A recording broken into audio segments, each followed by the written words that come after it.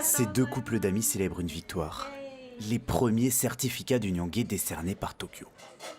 Un système mis en place en novembre dernier, une reconnaissance officielle pour ces homosexuels.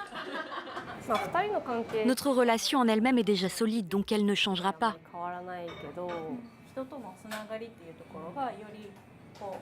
Mais maintenant, on peut développer un lien de confiance avec les autres, sans se cacher, être sincère, et c'est plus rassurant. Ces deux Japonaises se sont rencontrées aux États-Unis, mais c'est à leur retour au Japon qu'elles se mettent en couple.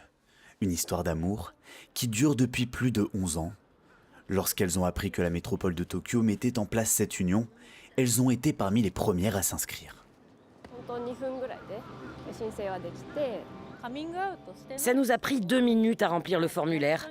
Il y a des homosexuels qui n'ont pas fait leur coming out et qui ont peur d'être remarqués à la mairie. Donc le fait que ce soit en ligne, c'est un bon système.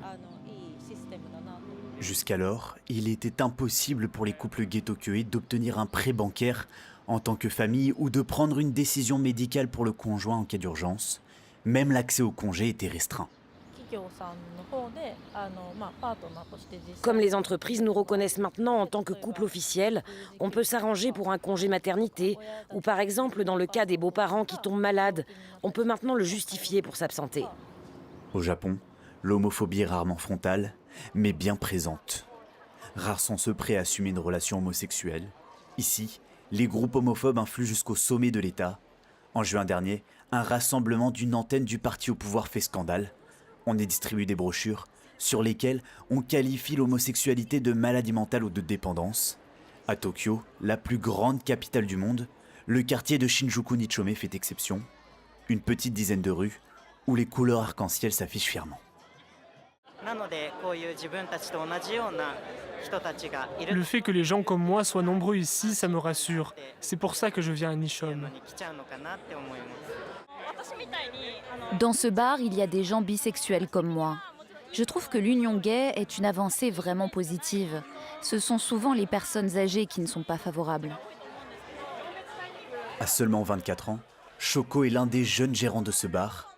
Lui-même homosexuel, il veille sur cet espace sans tabou, dont la liberté reste fragile.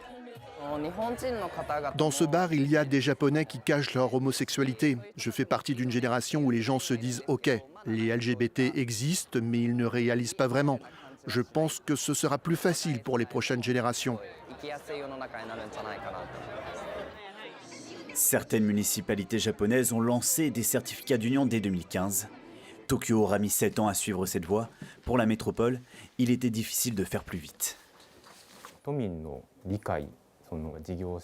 C'est important que les Tokyoïtes, les entreprises et les administrations comprennent l'initiative. Pour avoir leur soutien, nous avons dû travailler longtemps, jusqu'à maintenant. Au Japon, difficile de changer les mentalités. Les couples gays préfèrent souvent se présenter comme colocataires, quitte à déposer un dossier moins solide, car certains propriétaires refusent toujours de louer à des couples homosexuels.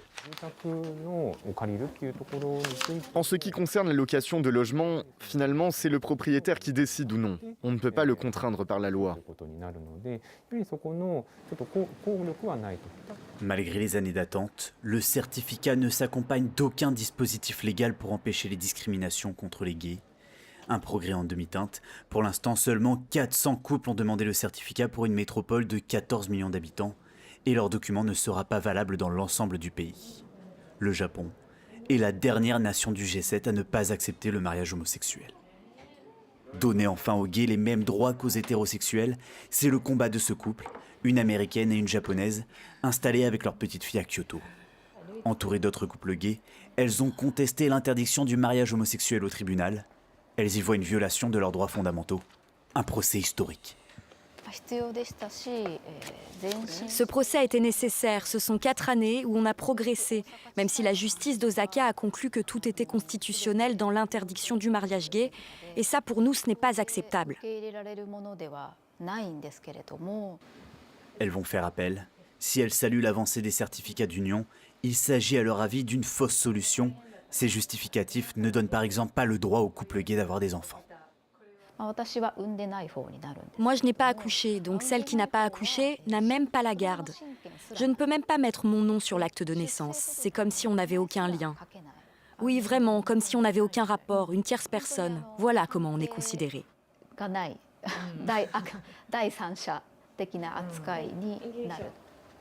Leur fille est bien née au Japon, mais elle n'a pas pu prendre la nationalité japonaise, une étrangère, dans son pays de naissance. Si elles ont songé à partir aux États-Unis, les deux femmes refusent d'abandonner le Japon. D'après un sondage réalisé l'an dernier, 57% des habitants de l'archipel seraient aujourd'hui favorables au mariage homosexuel.